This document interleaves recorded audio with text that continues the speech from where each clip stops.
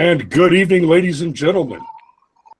It is 2000 on a Sunday night, and that means it's time for the Brushfire Mind. My name is Christopher Lowry, and tonight, this is the False Equivalencies Become Her episode.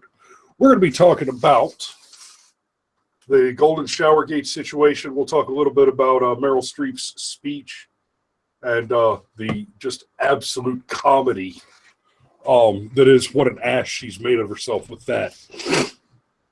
But of course, being that the show's just starting at 2000 right now, it's time for the fallacy of the week to run.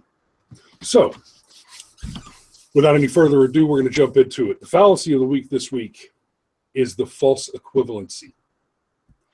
False equivalency is a branch of the same kind of fallacies that give us things like the straw man fallacy or the false dichotomy fallacy. False dichotomy is one of my favorites too. We'll get into that. That'll be our probably next week, unless we get a great one out of the news this week. But we're going to talk about the false equivalency tonight because of some of the things that Meryl Streep said in her speech. And we'll get into those when we get to the actual clips from the speech. But what a false equivalency is when you take something that someone has said, you take a claim, and you basically say that it's the same as making another claim, but it's not. So the one that we had to deal with all through last year is, well, Donald Trump said all Mexicans are rapists. No, he didn't. That's an easy clip to find. Frankly, I didn't pull that clip up for the show tonight because we already have 4 clips to get through. I didn't want to put one more on the plate. And that one is so easy to find and to debunk that it's, I mean, honestly, if you still believe that Donald Trump said all Mexicans are rapists, it's because you're going out of your way to be intellectually dishonest. Now, what he did say is that there are people who come across the border illegally, and that among those people, there are murderers, drug dealers, and rapists. That is not the same as saying all. So in syllogistic logic, we have a thing where we talk about what it means to make correct equivalencies. All beetles are bugs is not the same as saying all bugs are beetles. All beetles categorically are the same thing as bugs. A beetle is a type of bug. But because a beetle is a type of bug and a bug is not a type of beetle, when you say all bugs are beetles, you're also saying that all bumblebees are beetles because they are bugs and therefore beetles. But the correct equivalency is all beetles are bugs, but not all bugs are beetles. Likewise, Donald Trump said that some rapists are Mexicans. He didn't say all rapists are Mexicans. Neither did he say all Mexicans are rapists.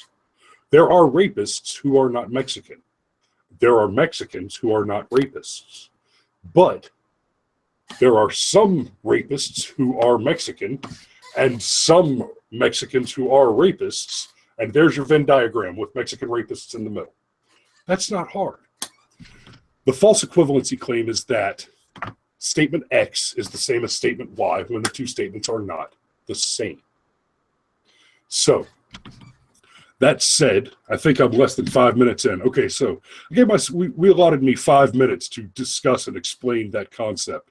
The false equivalency is a pretty simple fallacy, and whenever you spot false equivalency in someone's proposition, then their argument is no longer valid. If a person uses false equivalency to advance their position in an argument, then their argument is fallacious and you can dismiss it out of hand. Now, let's talk about Meryl Streep.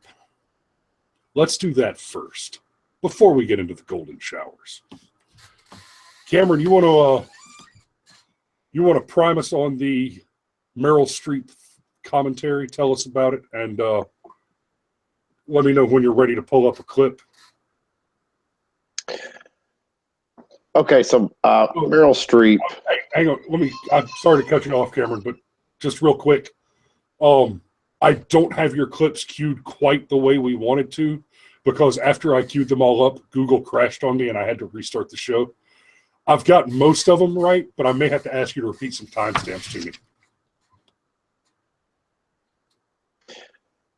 Okay, so the brief summary is it's right at a week ago. In fact, right as we were going off the air last week, Meryl Streep won a Lifetime Achievement Award at the Academy Awards and decided to take the opportunity to give a really political speech about why Donald Trump was terrible, why the press was awesome, and why Hollywood and the press had a responsibility to basically hold Donald Trump accountable.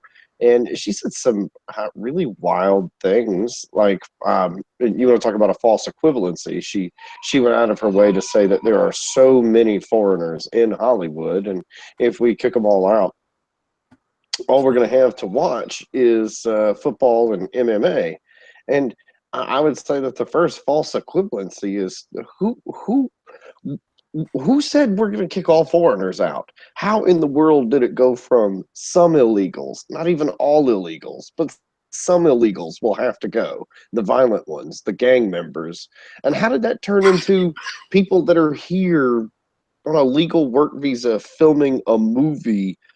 How did that turn into suddenly we're going to kick those people out too? So not only is she completely ignorant and hasn't bothered to look up some of those very clips you were talking about earlier, but she, because of her preconceived notions of the world, wanted to, excuse me, gentlemen, I apologize. Because of her preconceived notions of the world, she doesn't even need to fact check this stuff. She's in a room full of what she assumes are intelligent, highbrow people. And they're all just going to get together and talk about how stupid us little people are. So that's the Meryl Streep thing in a nutshell, with a heavy dose of some of my off-the-cuff commentary to go with it. There's a couple of things really specifically. If you go to 238, that's the first thing that she talks about. And All right, say when, and I'll go ahead and pull up that clip.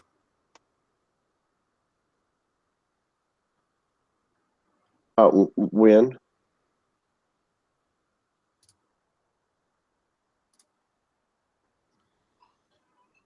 I'm sorry, that's the wrong monitor.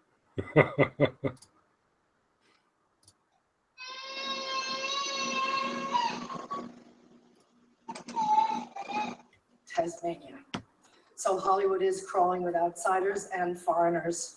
And if we kick them all out, you'll have nothing to watch but football and mixed martial arts, which are not the arts.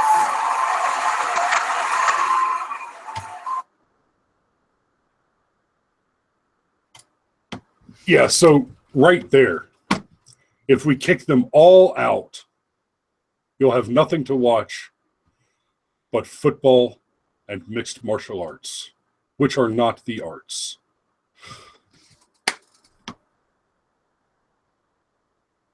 That statement right there. To say that these two things are not arts. Okay, let me just jump on that for a minute. This is like, it's the exact same thing as a false equivalency, but in reverse. Not in the way that there's such a thing as reverse racism, as if there's such a thing as racism that's not racism. But no, what she's done here is the opposite of a false equivalence. She has taken two things and she has said that while all art is not art, or while all film is art, no football can be considered art. Mixed martial arts are not art.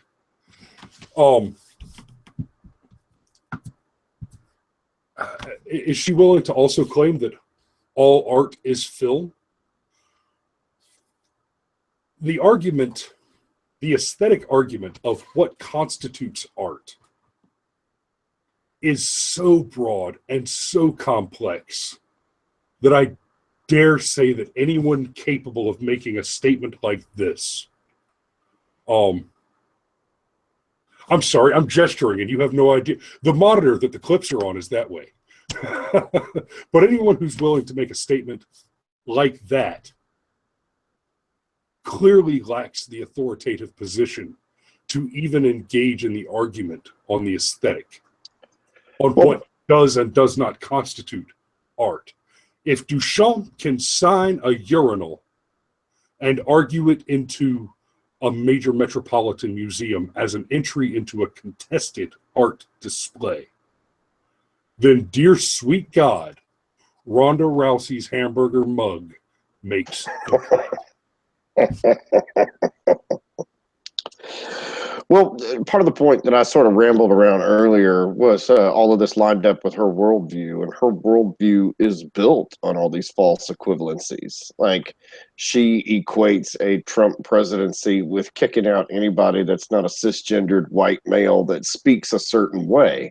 And obviously, that couldn't be further from the truth, but it's what she thinks about people like us. And it's why she went back to football and MMA, because she thinks that's what them dumb people like to watch, is a bunch of pointless violence that's got barely any strategy to it or anything like that. It's why she's so condescending as she says what she says. She really believes that she is correct and intelligent and speaking real truth to power. She's not at all being ironic or malicious. This is what she really thinks. But it's all based on false equivalencies. Also, she's falsely equivalent. Not only is she making some false equivalencies about what motivates people like you and I, but she's also making false equivalencies directly to the Trump administration that are pretty easy to bunk.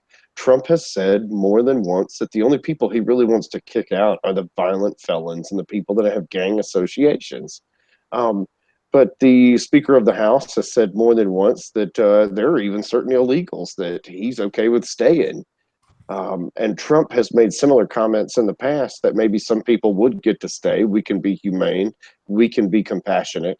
So to suggest at all that what we're going to do is just basically kick out all the brown and black people is ridiculous. It's not just a false equivalency. It's sophistry.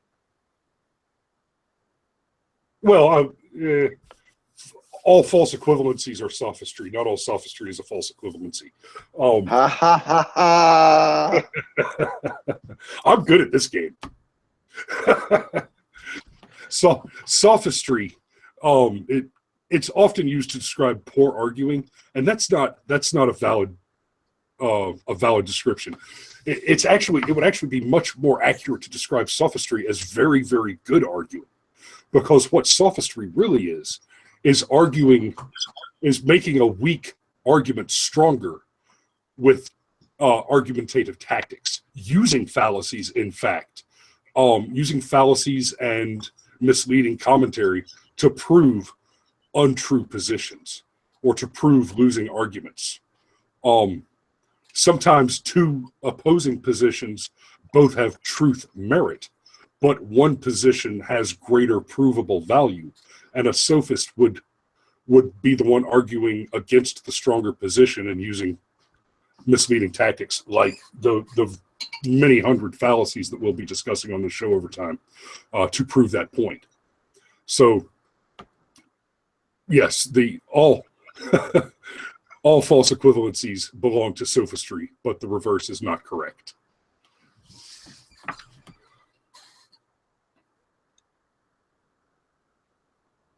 So just a little something to our dear viewer Maximo. Hi. I hope you're already one of our subscribers. If you're not, I do invite you to subscribe. I've been chit-chatting with Maximo in the comments over here a little bit. This whole chunk here where we've all three stared into the camera for far too long without saying anything useful is definitely going to be edited out of the final cut after the live stream is over. Yeah. Steve, we haven't heard much from you yet. You guys have been handling this one quite well. There aren't many topics that we all tend to agree 100% on, just because we're not the same people. But you guys have handled this one pretty well.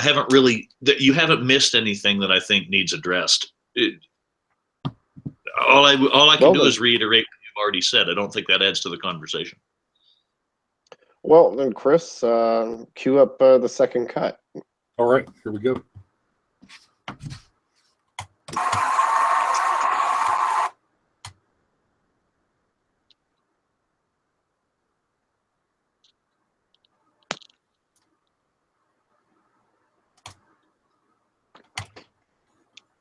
But it was effective and it did its job.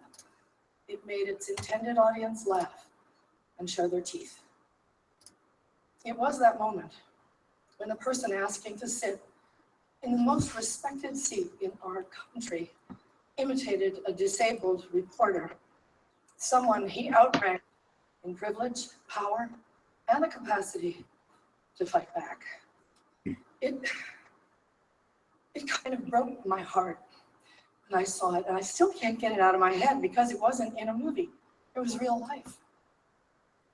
And this instinct to humiliate, when it's modeled by someone in the public platform, by someone powerful, it filters down into everybody's life because it kind of gives permission for other people to do the same thing. Disrespect invites disrespect. Violence incites violence. When the powerful use their position to bully others, we all lose. Okay, go up with that thing. Okay, this brings me to the press. We need. Okay. Okay. I, So, as the non-Trump voter, take a little bit of that one since I've been quiet, and I know you guys really, really want to touch on the last third of that one. Yeah, go ahead and get your bite of that ass. No, I'm not going anywhere near that ass. Really. She can let somebody else do that. I'm not a Trump fan. There's been no bones made about that on this show for as long as we've been doing it.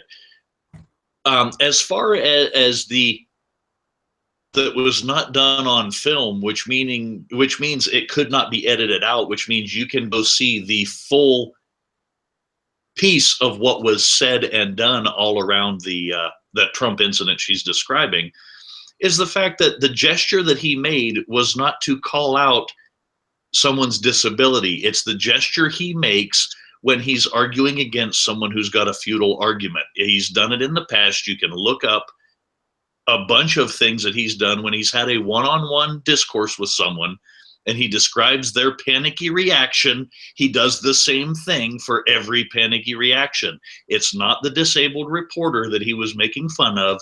It was someone he disagreed with that he was illustrating their reaction than physically, because I'm sure even then the disabled reporter didn't do this in front of him when he was making a claim. He was illustrating a point. The outside of that, like I said, it was not on film, and no, he's not for an award about it, but everything she's on stage for an award for, anything she screwed up on has been edited out of that film. You can find what Trump's done without editing on the internet all day long. Wow. Yeah. That's actually an angle that I had not given any consideration to. you know, I actually wanted to point out how unintentionally ironic she's being. She is making all these false equivalencies, assuming that people like us have all of these things that we think and believe that are terrible. She comes from a culture that constantly denigrates the South, constantly denigrates the Midwest, constantly denigrates anybody that gets up at 5:30 in the morning to go clock in at the factory at 6 a.m. so they can make their truck payments on time. You know, that's who she denigrates. There's an entire subsection where it's okay for a dumb Southerner to be the butt of a joke in a way that you wouldn't dare make, for example, a black person the butt of a joke, unless you're Seth MacFarlane. Then you seem to be able to be okay to get away with it. But outside of that, it's really not okay to make fun of certain things, but it's definitely okay to make fun of guys like me that went to a place called Victory Baptist Church this morning.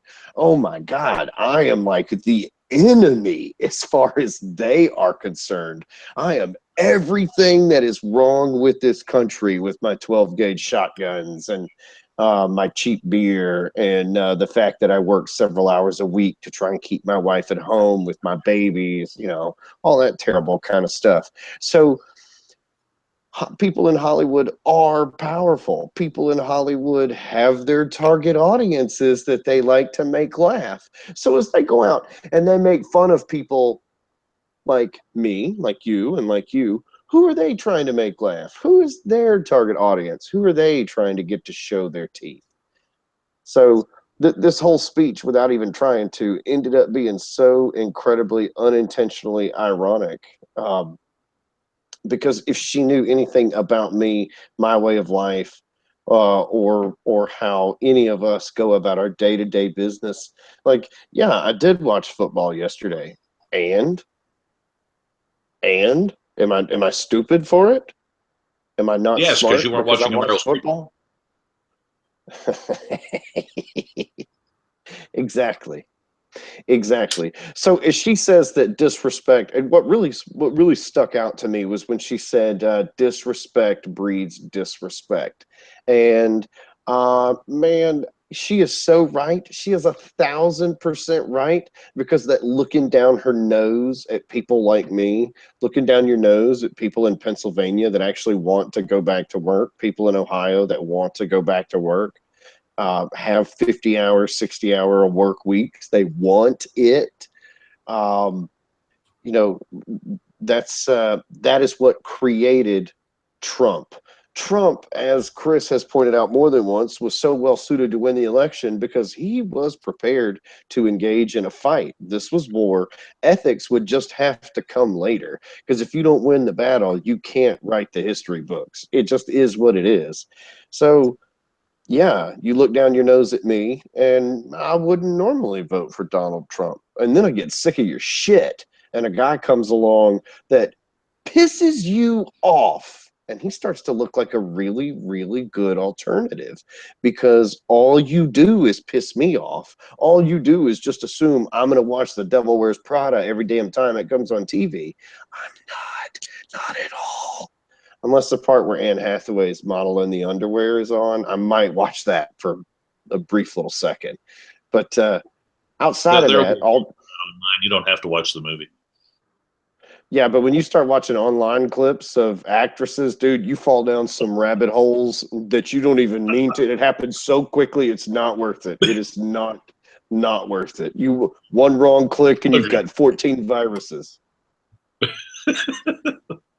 Yeah, so to what Streep is saying about supporting bad things, what she say, disrespect breeds disrespect, and of course respect. Violence begets violence. Violence begets violence. And of course insight is the word she used. Respect also breeds respect. Like when a respected member of the media, respected celebrity, I don't know, actively endorses child rape, for example, that's also pretty cutting. I mean, I had said something. That's not big. Cameron, you appear to be speaking, but we can't hear you.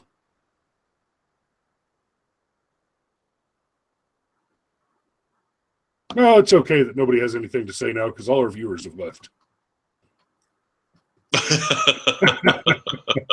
Cameron, we've lost your. I don't know why, but I'm not getting an audio feed from Cam either.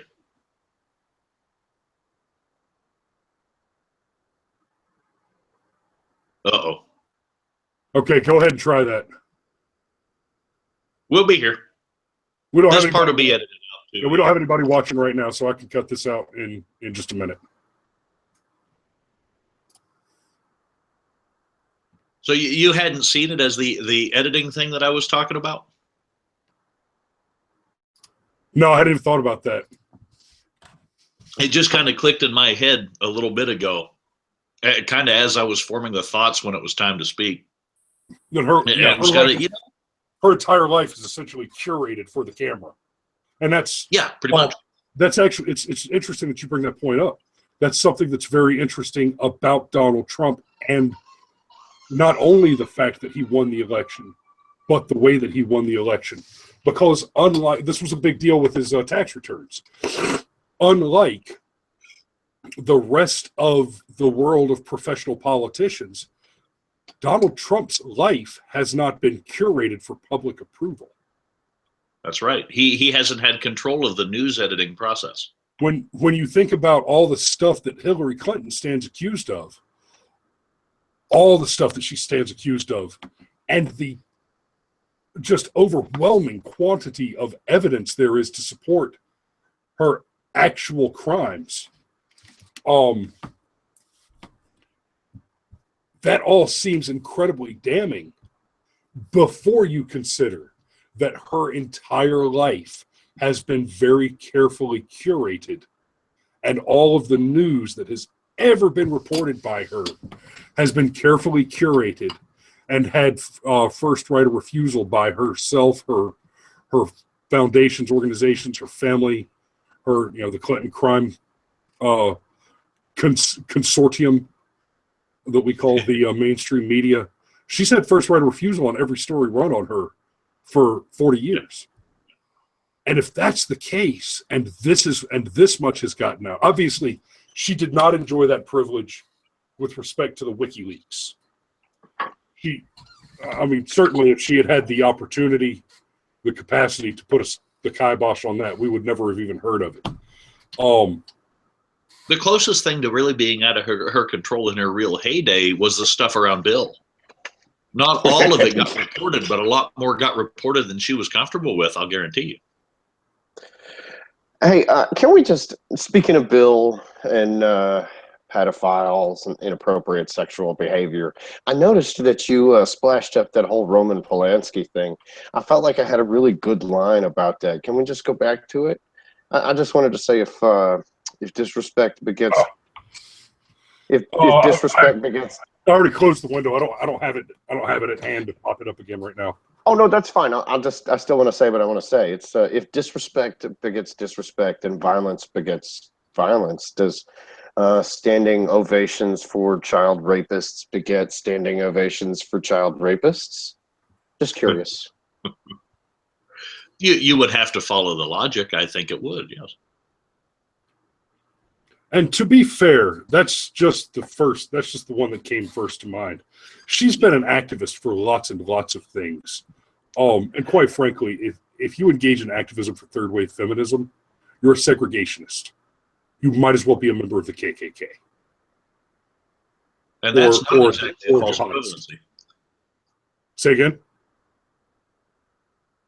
It's not exactly a false equivalency. It's an extreme position in a slightly different direction. Yeah, not a false equivalency. They're equivalent in the objective and their end goal. They're not equivalent in the respect to which group they intend to segregate. You guys are talking about... it simply comes down to hating someone for something they can't control. Yeah. Yep. You guys were talking about Hillary and the information that she could and could not control, and how her image had been so specifically tailored to be a certain thing and look like a certain thing. And if the violence begets violence, and honestly, according to the whole cis male white privilege thing, the rape culture feeds into itself all over the place.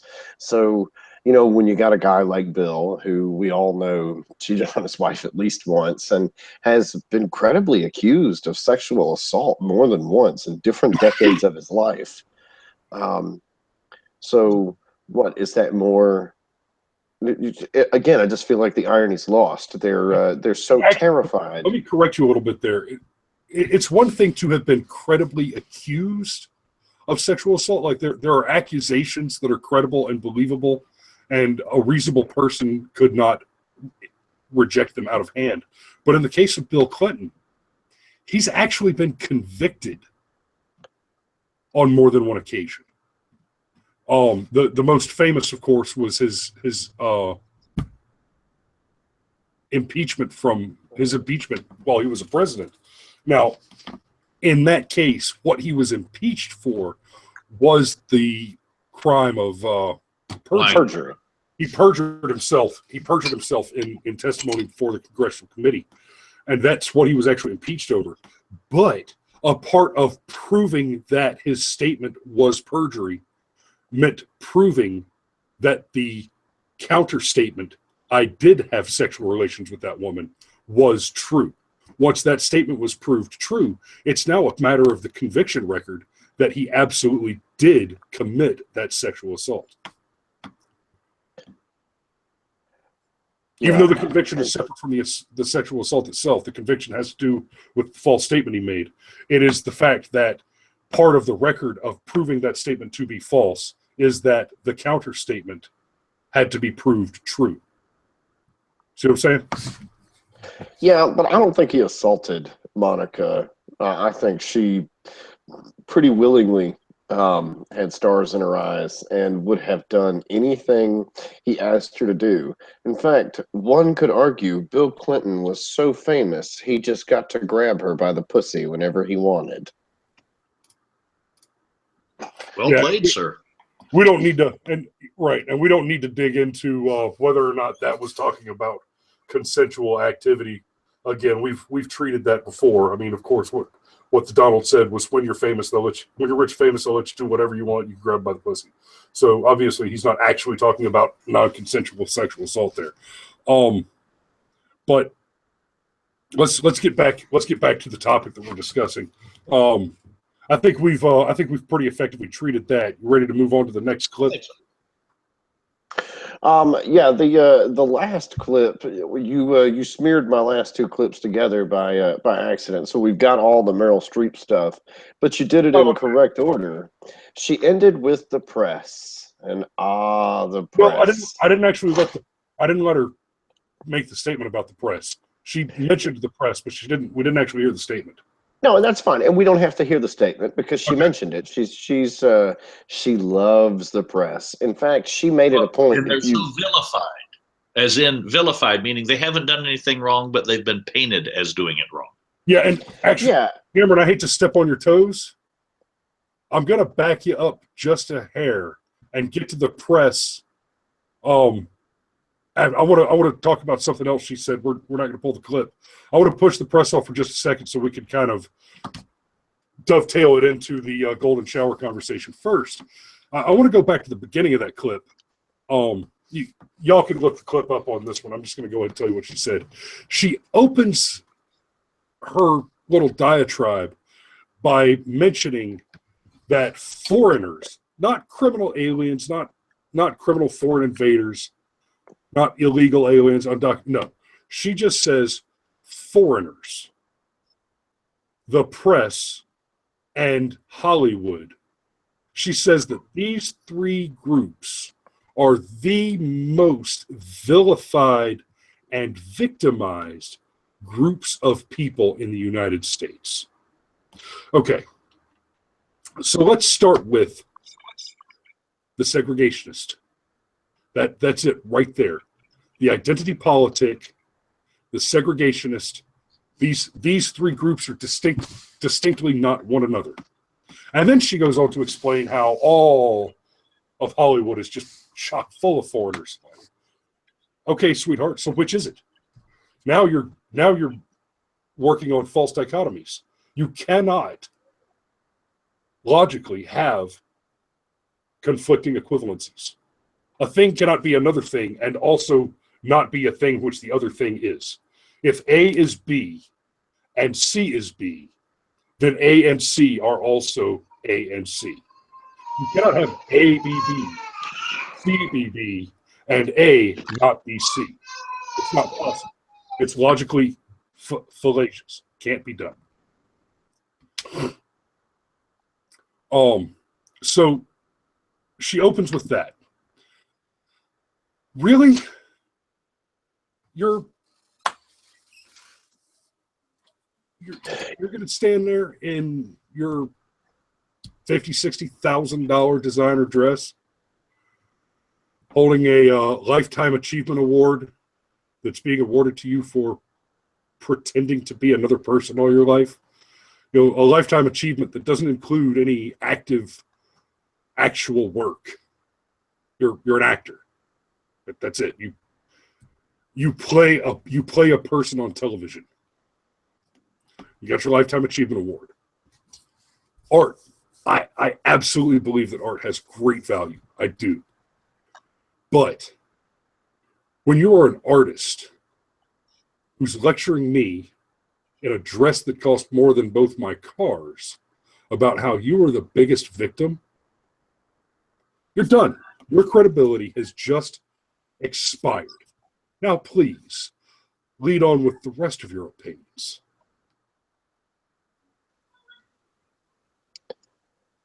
Well, it goes back to what I said earlier in the episode. She believes that that's what we think, that foreigners are bad, that they're part of the problem.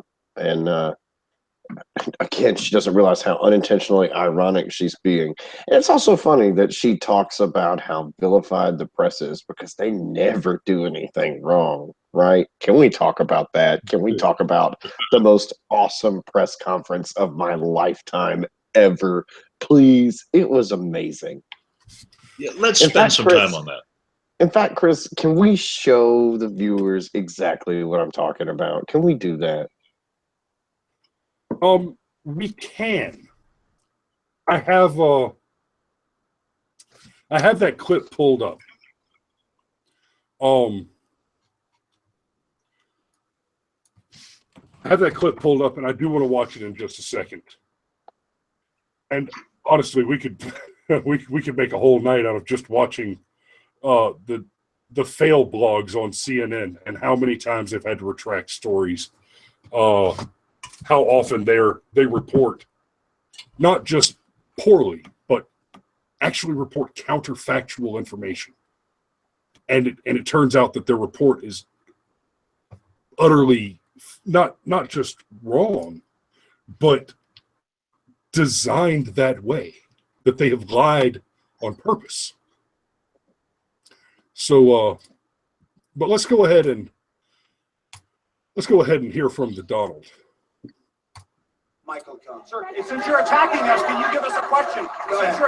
No, Mr. President-elect. Go ahead. President-elect, Go ahead. since you are attacking No, our news not you. organization, Not can you. you give us a chance? Your organization You is are terrible. attacking our news organization. Your organization Can you give us a is chance terrible. to Let's ask a question, sir? Go ahead. Sir, can Quiet. you state, Quiet. Mr. President-elect, Go ahead. can you state She's asking a categorically, question. Mr. Don't be rude. President-elect, can you give us a question? Don't be You're rude. attacking us. Can you give us a question? Don't be rude. Can you No, I'm give not us a going to give you a question? question. I'm not going to give you a question. Can you state categorically? You are fake news. Sir, Go ahead. can you state Boom! categorically that nobody... No, Mr. President-elect, that's not Go ahead. appropriate.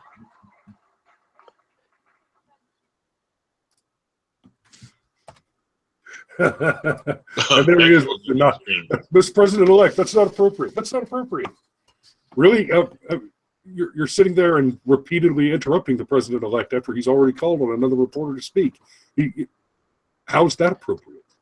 I think it's funny that he's going to lecture Donald Trump on the appropriate standards and ethics in journalism, seeing as to how if CNN had practiced the appropriate standards and ethics in journalism from the beginning, Donald Trump probably would have given him a question during the press conference. It's not Donald Trump that told CNN to publish a dossier that everybody knew, probably had some truth to it, but probably had a lot of stuff that wasn't true in it. There was no way to pick it all out. So it was actually really irresponsible to report on it.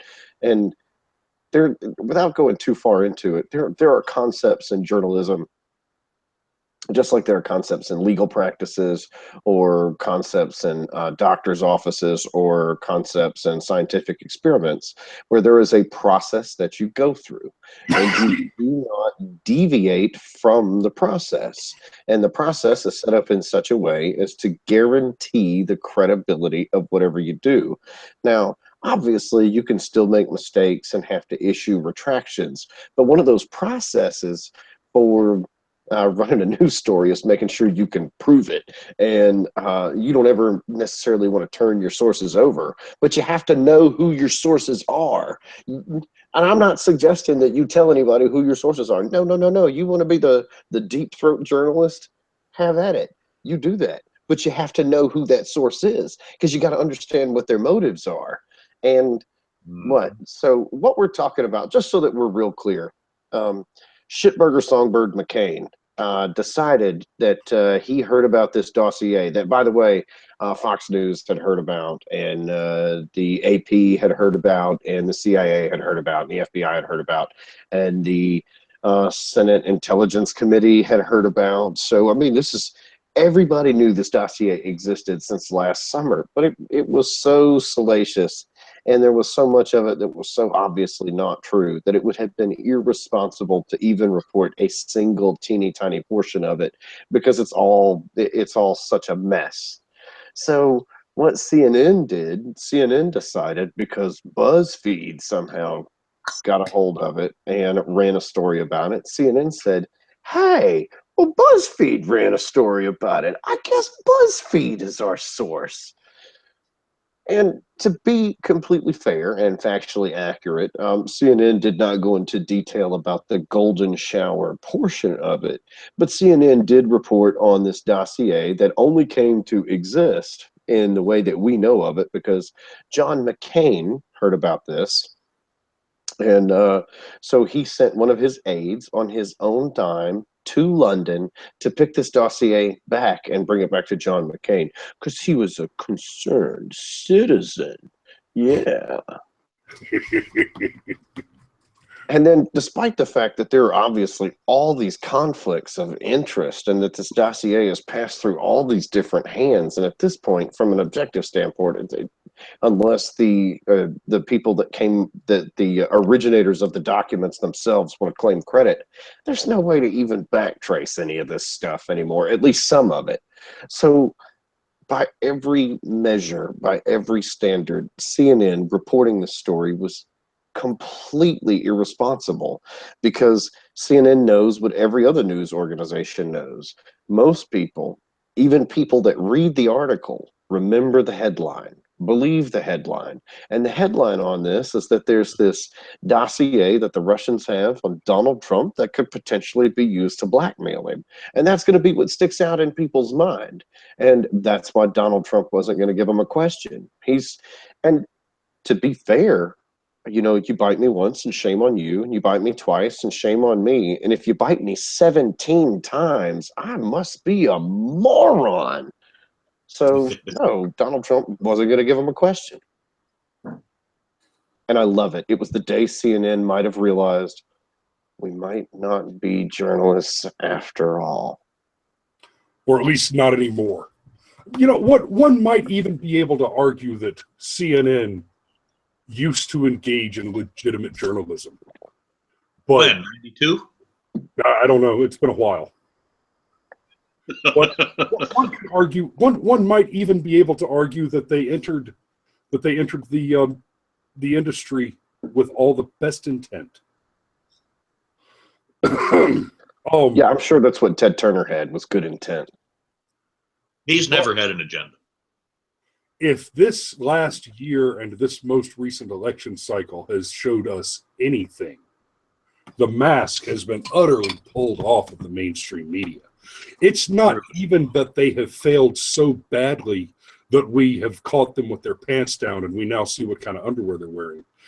Many news outlets actually went out of their way to publish statements over the last year that they believed it was so important to defeat Donald Trump that it justified creating fallacious, misleading news articles for that purpose. That's right. To colluding with his opponent to try to engineer things that would make the least likely chance that he could advance. Yep. Mind you, coming from a non-Trump voter, this stuff was that obvious for that long. And I tell you what, Cameron just sent me a message, reminded me that we're hitting one of our time limits. We need to make sure that we want to make sure that we wrap the show up at 9 o'clock. We want to do a 1-hour show and keep it clean. Nice and tidy 1 hour. Cameron just reminded me we got the good guy with a gun still to go, and prediction updates. So I want to hit the prediction updates first, and one prediction that I want to add a prediction. I'm going to make a new prediction. And so here we are on the Ides of January 2017, 5 days away from the inauguration of President Donald J. Trump. My prediction is that not only will he win a second term, but that Steve Rodemeyer will vote for him in 4 years. Wow. I thought your 5% growth prediction was ballsy. That's pretty damn bold. That's really remember, you're talking to a guy talking about a guy that primaried Newt Gingrich and voted libertarian in the general. And you think Donald Trump will impress me enough to try to vote him actively into office? Yep. Even if he's not as fond of my freedoms as I am. I think you're going to be I think you're going to be pleasantly surprised. I hope you're right. I don't want to have to hate another president for as long as I've hated the outgoing one. To be fair, I don't think Donald Trump will ever approach that level. I hope not. It would be a horrible thing for anyone to ever approach that level of ineptitude again. I don't think Obama was inept, but I will add a prediction that Obama will never go away, and he won't be like the Jimmy Carter version of won't go away, where he actually puts his money where his mouth is and puts some sweat equity into what he wants done. No, the Obamas have already bought a house in Washington, D.C., and are going to stay there and constantly be a pain in the ass. But that would be putting their money where their mouth is. He's going to stay in Washington and keep trying to advance his agenda through any means necessary. Now, that's fair. That's fair. But I understand the spirit of what you're saying, Cameron. Obama's going to go away. He's going to go out of his way to stay involved, to stay relevant. And to continue to use the Alinskyite tactics to push the agenda of the tyrannical enemy left. And in so doing, he's going to continue to be worshipped by the She-Man America Haters Club and all of the communist underpinnings that are so actively trying to erode our liberty and eliminate our capacity to retain private property and earn a living so that we can continue to prosecute the pursuit of happiness. Or simply from the education system on up, stifle the chance of ever becoming effective as an individual. Yes. Oh yeah, he's deeply married to the repeal, the absolute repeal and elimination of the First Amendment. That's got to go. He can't have that. No, that goes against all things, because if no one agrees with them, they have to be stifled so the people that agree can get what they want. Yeah. So prediction updates. When we made our initial predictions, I shamelessly said that the Falcons would win the Super Bowl, and Steve said that the Falcons would go out in the first week of the playoffs. And I didn't bother engaging in any churlishness and pointing out that the Falcons had a bye week, so weren't going to play in the first week of the playoffs because that doesn't mean they can't lose. Philadelphia has lost a bye week. I swear they have. However, it is no longer the bye week, and the Falcons played right. Seattle yesterday, and the Falcons crushed Seattle yesterday. They won that one handily. And I will say I was pleasantly surprised, and Chris is one step closer to a whole lot of alcoholism. Am I? I bet you a year's worth of beer if Atlanta wins this Super Bowl last week. Were you not paying attention? I'll still admit it because we've got it on film. I mean, I can't deny it. You bet me a whole bunch of beer if my prediction about the 1.7% GDP prediction was correct. No, that's going to take a whole lot longer to understand. We were talking about football when I bet you that. Oh, I made no prediction regarding football. Falcons, you said that they would take it. We're talking about GDP after that. Anyway, but yeah, if the Falcons win and you buy me a bunch of beer, I don't care if my claim is legitimate. I'll drink with you. I know. That's what you call a windfall, gentlemen. I'll take it. I didn't even ask for a bet in return over this. You guys did realize, right? Say again. I think it could be an interesting thing. Go ahead, Kim. Talk about your Falcons some more, because defeating the Seahawks was a big deal considering the Seahawks' recent record. Well, it really was. The Seahawks won the Super Bowl recently, and almost all of the players on that team, including their quarterback and their corner, are all back from that team. And they have some amazing defensive players as well.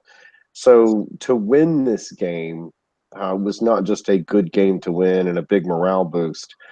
This is a top caliber team that we didn't just beat, we smashed them. And to be fair, they came out, they scored first, they even pulled an early lead, and then we just chopped them to pieces over time. It was a ton of fun to watch. It really was. And not that we're a sports commentary channel or anything, and I don't watch a lot of football, and I haven't since high school. But Atlanta historically has not done well with that kind of adversity in the playoffs and things.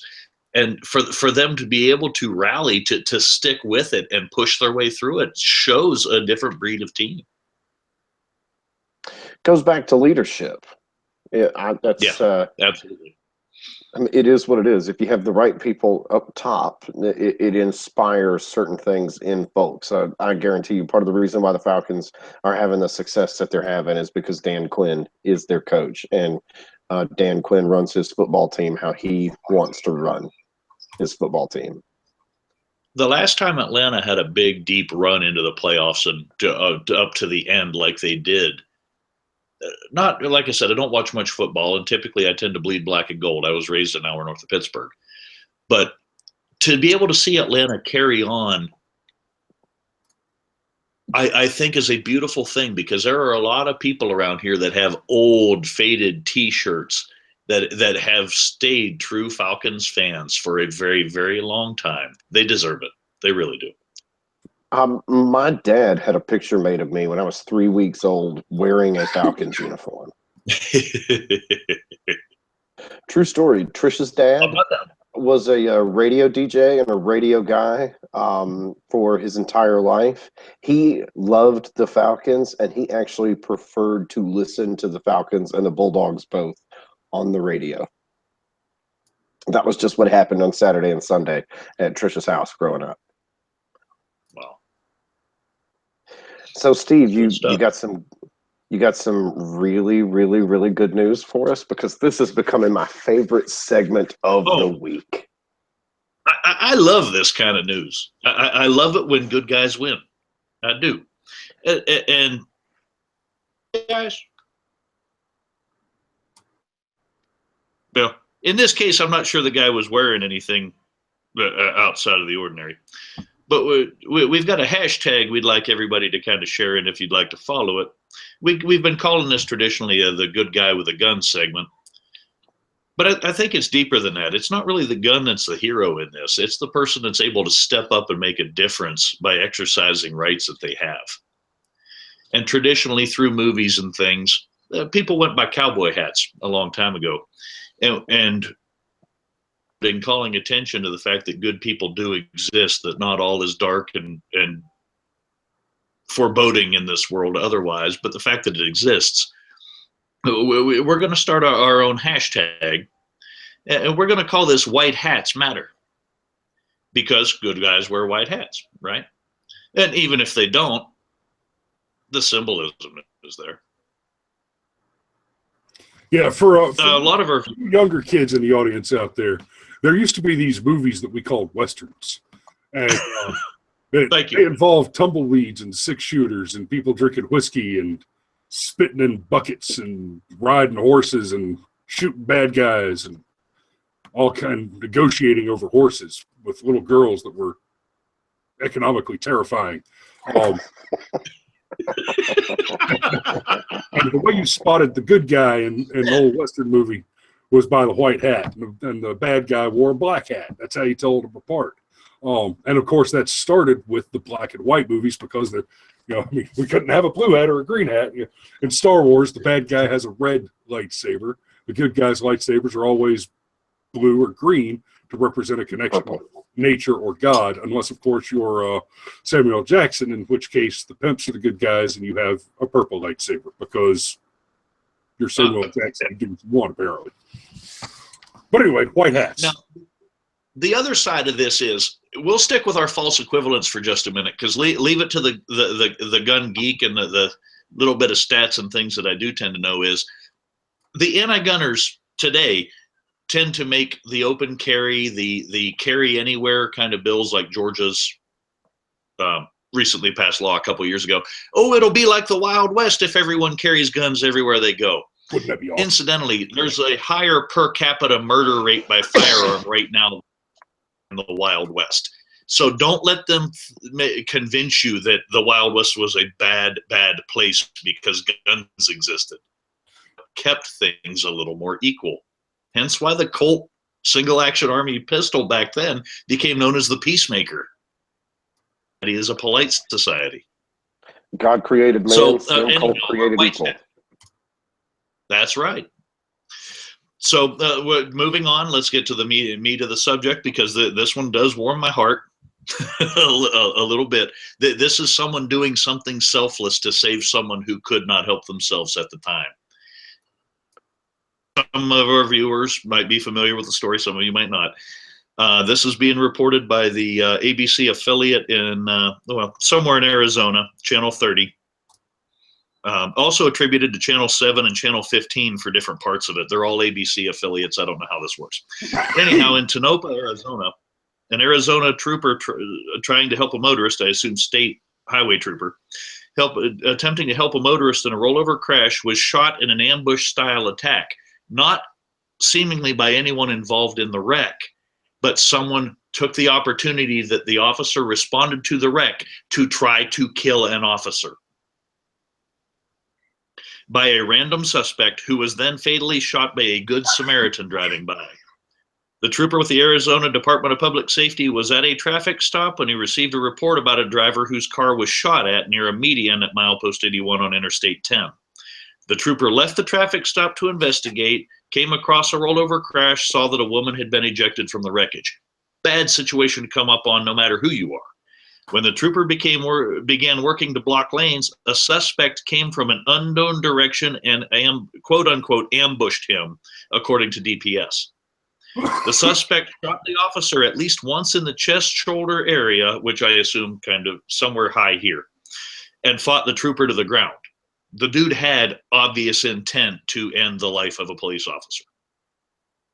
A passerby saw the fight unfolding and stopped to render aid to the trooper, who specifically asked him for help in dealing with his attacker. He ignored the Good Samaritan's orders to stop attacking the trooper.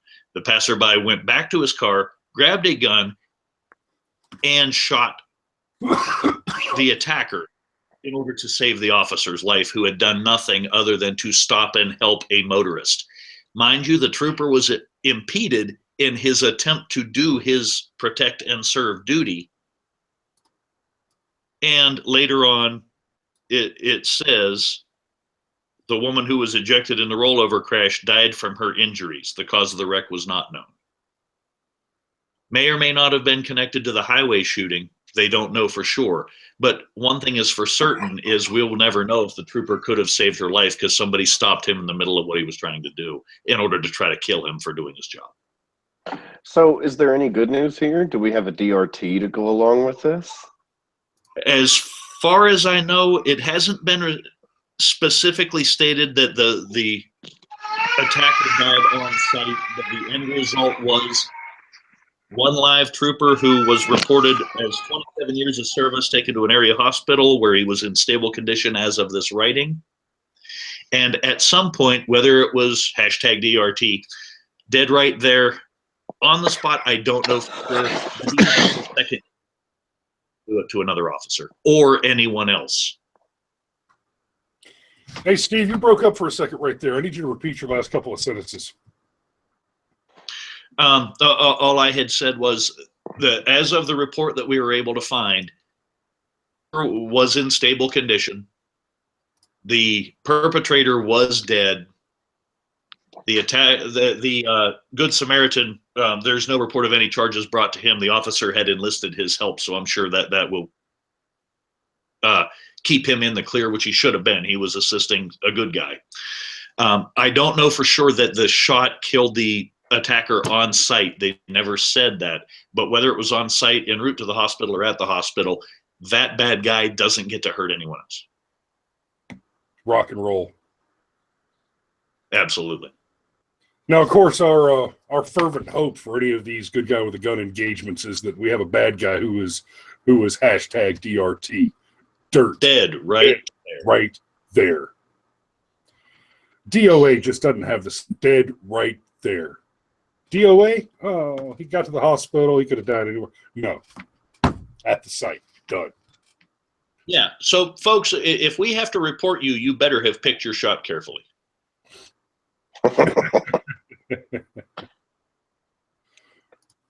And hey, if you've got a legitimate reason to shoot somebody,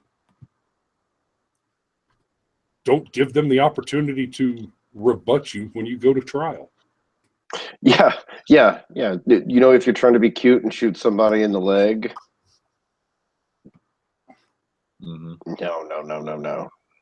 No. In fact, Chris is military. He could confirm this. My father's a police officer. He's told me more than once. You're trained from the first day of pistol training at the police force to squeeze off 2 shots, not 1. Well, the main thing is, in a self-defense shooting, the main training is you keep firing until the threat is confirmed non-existent. It's fine if you shoot him and he passes out and you don't think he can get back up. That might be all you need, but you don't know that's all you need. You don't stop until the threat is eliminated. The opposite of vertical. Yes. All right. Well, ladies and gentlemen, it is 21:02. Wow. How was that for tidy?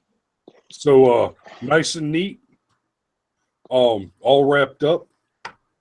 It has been a... And hey, those of you that have been following us a while, we've changed up the format a bit. We've actually got some segments now instead of free form. We've got a little bit more rigid schedule, somewhat. We're not trying to be completely anal about it. Let us know in the comments how you think we're doing, if you like in the direction of the channel and things. We'd love some feedback. We don't get nearly enough, and we're just doing what we can to try to make sure we're delivering something that's helpful to everybody. Yep. So If you want to be a troll, do that too. That would be awesome. yeah, we're actually, yes, I'm actively encouraging people to troll my channel. I want we dare you. to attempt to batter me with fallacy. I absolutely thrill at the idea of having my mind challenged with your, we'll call it rhetoric. So Yeah, bring it in. Love to have you. I am an ogre to every troll that wants to come along. And until next week, ladies and gentlemen, please remember, if you build a man a fire, you'll keep him warm for the evening. But if you set a man on fire, he'll be warm for the rest of his life. Good night.